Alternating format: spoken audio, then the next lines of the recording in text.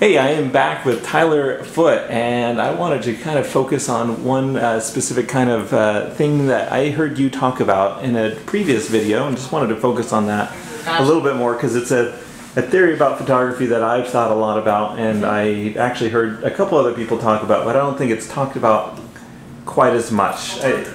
And that was, remind me what you said, something about like that you are a wedding photographer, but you dabble in different types of photography. Yeah, why is absolutely. That? I am primarily a wedding photographer. That's where my training is. That's where most of my experience is.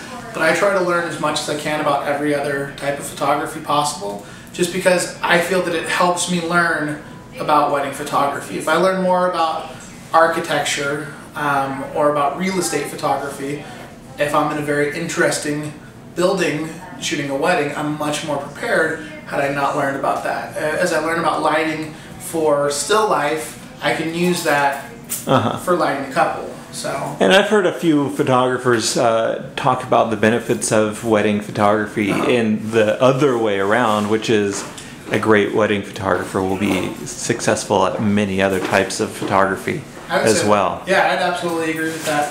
I know there are other photographers that say pick what you want to be the best in the world at and just focus on that.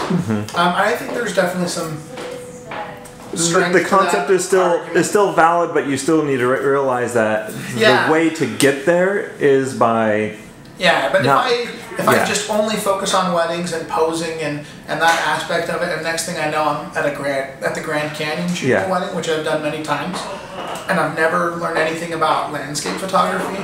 Well, 50% of that picture is the landscape. They chose to get married at the Grand Canyon because they love landscape. So the better I am at landscape, the more successful I'll be shooting that wedding as well. And the other value of trying these different types of photography is that it brings this higher level of creativity. I would absolutely it brings in the creative aspects from landscape or from you know, whatever you're doing. I think it helps break up the thinking, so that it does force you to look at a similar problem or a similar pose or a similar technique differently because you've used it differently with landscape. It might help you freshen up your thinking. Yeah. Or event photography or children photography. Absolutely. You know, it applies universally. Yeah, pretty much, and it is not just about different types of photography, but anything that you do that's creative in your life is going to impact beneficially your photography, whatever style that you're trying to focus in. Absolutely. So, well, thanks for elaborating on that a little bit more, Tyler. My pleasure. And if you want to know more about Tyler, check the other video of him, which maybe I'll put a little bubble right there. Or just go to Tyler, find Tyler Foote, F-O-O-T-E, on Google Plus or Facebook, or Temples by Tyler. Thanks, Tyler.